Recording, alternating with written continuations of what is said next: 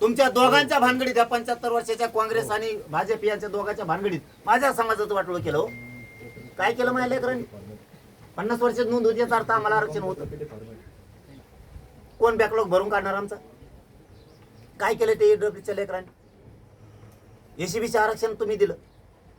विद्युत मधले 2014चे PSI तसेच पडले, लग्न झालं नाही.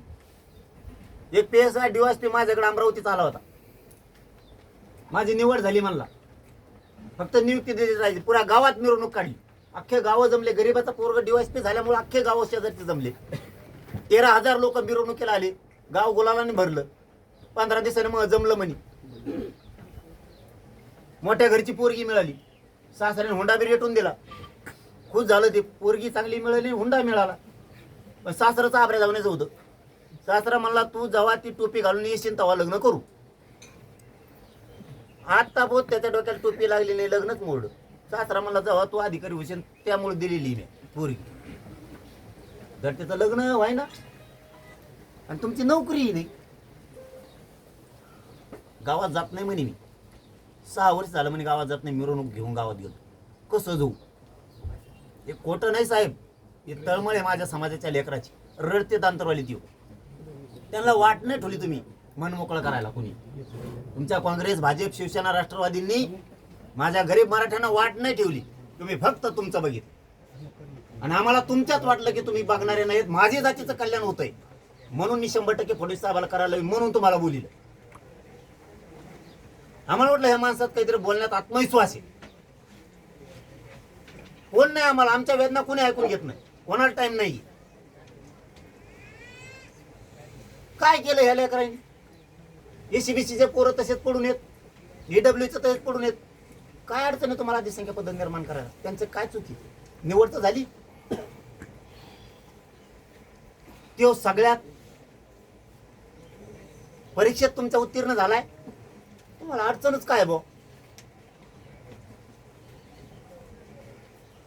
नियमात सगळ्या अटी पूर्ण केल्यात म्हणून सारथीत 80,000 पोरं गेलेत. कमून बाबा शिष्यवृत्तीसाठी वाटलो करता त्याचं? तुम्ही आधीच म्हणायला पाहिजे होतं आम्ही नाही, 1 रुपया देणार नाही. त्याच्या बापाने तर सारथी मार्फत टाकलं नसतं, त्याच्या जेवढा दम आहे तेवढे पैसे भरले असते, फक्त सोडून दिला असता विषय. मुलीला मोफत शिक्षण केलं, कित्येक तरी शाळेत पोरींच्या फीसाठी तसंच लट केलं. कमून हसन मुश्रीफ साहेबाला फोन केला की तेवढं सुटत आहे, फक्त एकच. आमच्या इथं धनगर समाजाच्या बीडला सभापती आहेत पहिले, पण राजकारणात टेकन फेकन नसं लागलं तर कळून गेलेले. त्यांच्या पोरीचं MBBS ला ऍडमिशन आहे, पैसेच नाहीत भरायला. 20-20 लाख रुपये लागते तिथं. 80 लाख रुपये पुरं होस तर लागते 1 कोटी रुपये. कुठे आहेत? म्हणलं मुलीला मग शिक्षण केलं, ते माझ्याकडे आले.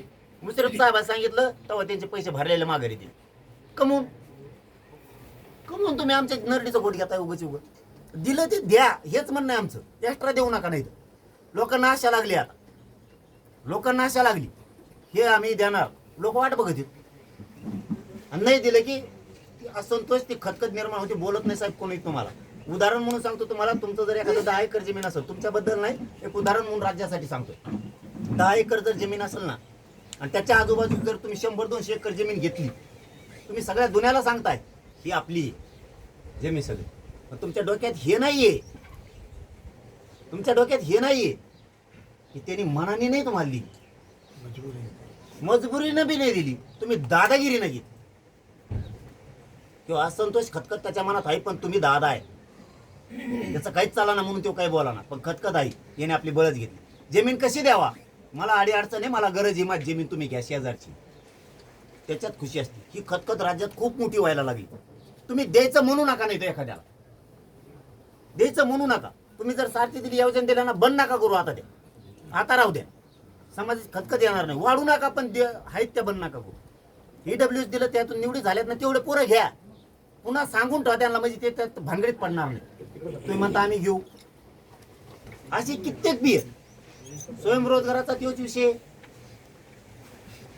हे तुमचेच लोक आहेत, तुम्ही मन जिंकले तर तुमचेच होती. 28,000 लोक आहेत, ते थोडे नाही. समांतर आरक्षणावाले तेच आहेत, त्यांचे तसेच लटकून ठेवलेत. ते सांगली साताऱ्याचे पोरं घाल ते दियडे नुसते. ते पण पोलीस भरतीतलेच आहेत, समांतर आरक्षणवाले, ते तुम्हीच केलंय. आम्ही काय करावं, काय चुकीचं करतोय? तुम्ही आम्हाला दोष सांगा, तुम्ही मराठ्यासाठी भांडू नको, आम्हाला पक्षाकडूनच बोलायचं नाही. भांडत नाही भांडत भाऊ लाड भाऊ, मी तळतळीना बोललो, मी एवढं तळतळीने बोलत नाही, मी डायरेक्ट अंगावर जायची क्षमता ठेवतो. मी तुमची भावना समजली. लय वाटलं झालं हो समाजातल्या लेकरात. माझ्या समाजाच्या लेकराने काही केलं नाही राव तुमचं, एका तुमच्या काय नाही केलं. तुमचं ऐकून मी भावना घेऊन मला एक मी सांगा. भावना ऐका. व्यवस्थ करायला ऐका लाड ना. भाऊ तुम्हाला बोलवलं नाही, मी दादा, एक इतकं मिनिट बोलतच ऐका. नाही कोणाला. दादा माझं एक मिनिट ऐका. मी तुमचा भाऊ म्हणून इथे आलो, मी तुम्हाला भाऊ म्हणून शब्द देतो. जसं तुम्हाला मंत्री, मी काय मंत्री नाही, पण माझ्या कॅपॅसिटीमध्ये ज्या ज्या वेळेला तुम्ही मला फोन कराल त्या त्या वेळेला ते काम करायचा प्रयत्न मी करेन. तुमच्या ज्या भावना मला 8-9 गोष्टी तुम्ही मला सांगितल्या, माझी लोक रेकॉर्डिंग करतायत आणि माझी मेमरी तेवढी शार्प आहे. हैदराबाद गॅझेटपासून, आंदोलनांच्या नोकऱ्यांपासून, आंदोलनांच्या केसेसपासून, Aundh gazette, Satara gazette, Bombay gazette आणि अनेक गोष्टी तुम्ही सांगितल्या. EWSच्या पोरांचा विषय सांगितला. या विषयावरती निश्चितपणे मी पुन्हा तुमच्याकडे येतो आणि 100% तुम्ही जे बोलता, आज मी तुम्हाला पहिल्यांदा ऐका ना दादा, मी तुम्हाला पहिल्यांदा वैयक्तिक ऐकलं आणि तुमची तळमळ पाहिली. मला एकच तुमचं सांगायचं, प्रेम माझ्या बघितलं. समाजाने तुमचं काय केलं, तुमचं माझं काय असेल, मला फासावर द्या. मी माझ्या पण तुमच्या समाजाचा समाजाचा लेकरं आहे ना नका दादा. मारू. दादा मी पण म्हणून तुमच्या तुम्हाला बोलिलं, तुमचा एक शब्द अंतरावलीत घेऊन आलाय तुम्हाला, एक शब्द फक्त. मी पण मराठा आहे आणि माझ्या समाजाचं कल्याण होणार असलं ना तर 100% मुख्यमंत्री साहेब कल्याण करतील, म्हणून मी तुम्हाला बोलवलं. मी सांगतो, माझ्या फक्त मला काय तुम्हाला शिक्षा द्यायची असेल तर द्या, माझ्या समाजाच्या लेकरांना शिक्षा देऊ नका तुम्ही. कारण ह्या समाजाने सगळ्या दुनियेसाठी केलं, सगळ्या दुनियेसाठी केलं, जगाच्या पाठीवर लढले. बायकोचे बांगड्या फोडणारी जात ही मराठी, घरी कुंकूपासून लढायला गेले. त्या समाजावर संकट नका उभा करू.